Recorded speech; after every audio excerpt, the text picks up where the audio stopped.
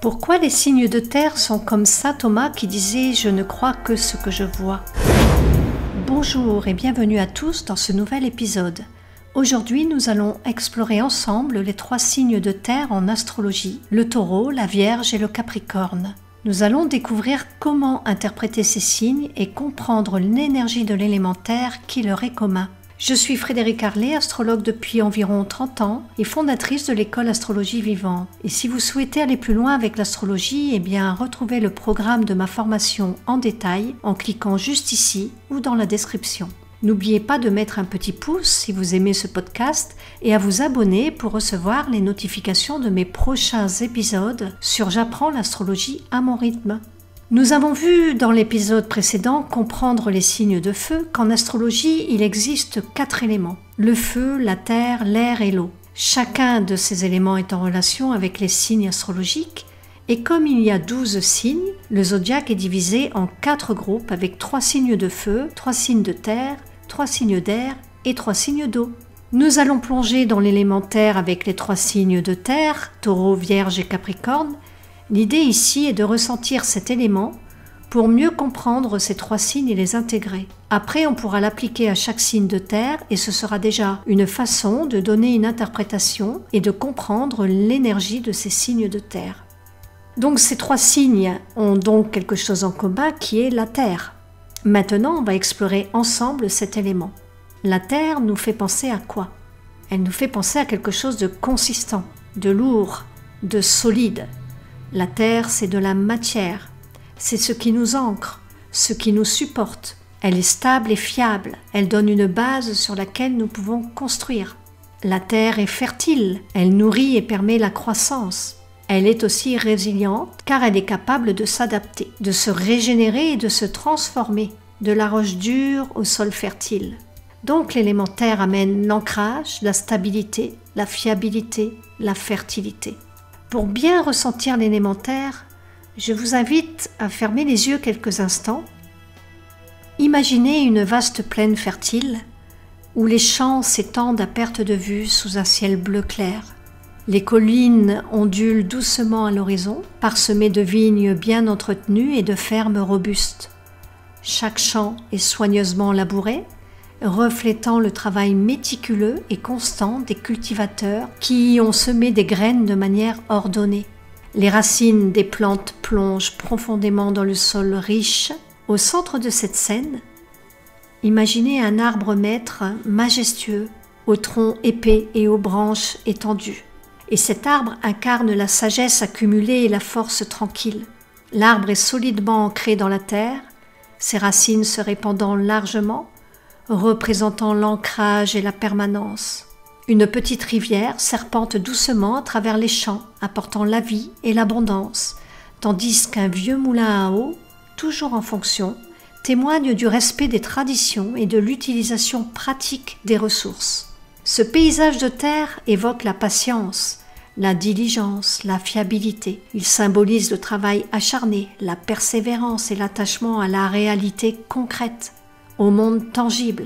La terre ici n'est pas seulement le sol sous nos pieds, mais un fondement vital, nourrissant et soutenant toute forme de vie. Cette image fait ressortir les qualités intrinsèques des signes de terre. La stabilité, la sécurité, le côté pratique, la persévérance, la connexion profonde à la réalité tangible et matérielle du monde.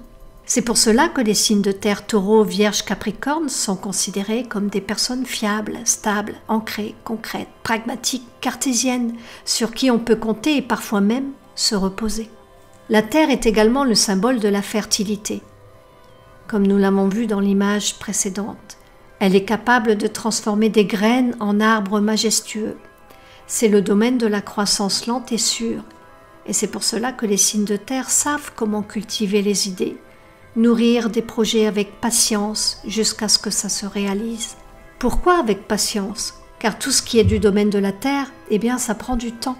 C'est beaucoup plus facile d'avoir des idées dans la tête que de pouvoir concrétiser ces mêmes idées.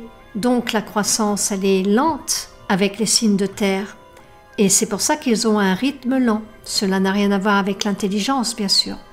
C'est seulement le rythme qui est lent. Et c'est pourquoi ils savent attendre, ils sont patients, persévérants. L'élémentaire évoque aussi les odeurs, les goûts, la sensualité des textures. Elle est ce que nous pouvons toucher, ressentir directement. On peut donc parler de sensualité, de volupté, du lien charnel entre deux corps. C'est donc naturellement que les signes de terre apprécient les plaisirs sensoriels. Ils apprécient la beauté, le confort et cherchent souvent à créer des environnements agréables et harmonieux. La terre a cette capacité de se transformer. Par exemple, un terrain aride peut devenir fertile avec le temps, et des soins appropriés bien sûr. De même, la terre peut supporter de grandes transformations lentes, comme par exemple la formation de pierres précieuses. Les signes de terre sont donc résistants, forts, ils ont cette capacité d'endurance, de résilience et cette capacité de se transformer lentement pour atteindre leurs objectifs. Alors toutefois, attention, car un excès de terre ou de matière peut donner un côté matérialiste excessif, une réticence à prendre des risques ou à sortir de sa zone de confort, une tendance à survaloriser le travail et la productivité, pouvant conduire à l'épuisement professionnel, au détriment du bien-être émotionnel. Ou alors une obsession pour la stabilité et toujours prévoir, ce qui peut entraîner une vie monotone. Ou alors une approche trop pragmatique et terre-à-terre de la vie. Et du coup, ça répond à la question de saint Thomas qui disait « Je ne crois que ce que je vois », qui avait besoin de preuves tangibles, de preuves matérielles, de preuves concrètes. Alors j'aimerais rajouter ceci, c'est que nous avons tous en général un peu de chaque élément dans notre thème astral, car nous ne sommes pas que notre soleil qui lui représente notre signe astrologique. Ce que je veux dire par là, c'est que, évidemment, si vous êtes du signe Taureau, Vierge, Capricorne, vous êtes un signe de terre. Mais vous pouvez très bien être un autre signe et avoir l'élémentaire bien présent dans votre thème, et donc à l'intérieur de vous. Cela va dépendre du placement de chaque planète. Et comme il y en a 10, par exemple, vous pouvez être du signe Gémeaux, un signe d'air, mais avoir votre lune dans le Taureau, un signe de terre. Et de ce fait, vous aurez l'élémentaire présent grâce à votre lune. Alors maintenant, poussons plus loin notre exploration avec ces 3 signes de terre qui sont différents. Il existe la terre du printemps, la terre de la fin de l'été et la terre de l'hiver. Le premier signe de terre, c'est la terre du Taureau, la terre du printemps. Qu'est-ce qu'on va faire ici? On va ensemencer, planter les graines. Le printemps évoque l'éveil des sens. C'est le retour à la nature. On prend plaisir à ressentir à nouveau la terre qui s'éveille, en marchant dans la rosée du matin par exemple. Bref, cela fait appel au plaisir des sens. D'ailleurs bien connu du Taureau, ancré, connecté à son corps dans l'ici et maintenant. La terre de la Vierge, c'est la fin de l'été, le moment de la récolte, et notamment du blé. C'est le moment de trier le bon grain de l'ivraie, de sélectionner ce qui est utile et de se débarrasser de ce qui ne l'est pas. La terre ici est synonyme de travail minutieux et de discernement, trier le bon grain de l'ivraie. Et c'est pour cela que la Vierge est méticuleuse, qu'elle a le souci du détail et qu'elle est pragmatique et organisée. La Vierge, elle est critique, non par négativité, mais par nécessité de discernement et de quête de perfection. Elle voit ce qui peut être amélioré et travaille comme une fourmi pour atteindre ses objectifs. Puis nous avons le dernier signe de terre, Capricorne, au cœur de l'hiver. La terre du Capricorne est une période de repos, en apparence, et de préparation intérieure. La terre semble gelée et morte en surface. Mais sous terre, la vie continue discrètement. C'est une période de réflexion, de planification et de préparation pour la croissance future. Dans l'énergie du Capricorne, la terre, elle est dure, elle est stable, elle est résistante. Elle protège les graines qui sont enfouies, conservant l'énergie nécessaire pour le renouveau du printemps. C'est la raison pour laquelle le Capricorne sait se concentrer sur ses objectifs à long terme et qu'il sait tirer parti de l'énergie. Il peut utiliser un minimum de ressources, préparant méticuleusement le terrain pour de futurs succès. Donc, pour résumer, nous avons les signes de terre Taureau, Vierge et Capricorne qui partagent un lien profond avec la nature et les cycles saisonniers. Le Taureau célèbre le renouveau et les plaisirs des sens au printemps.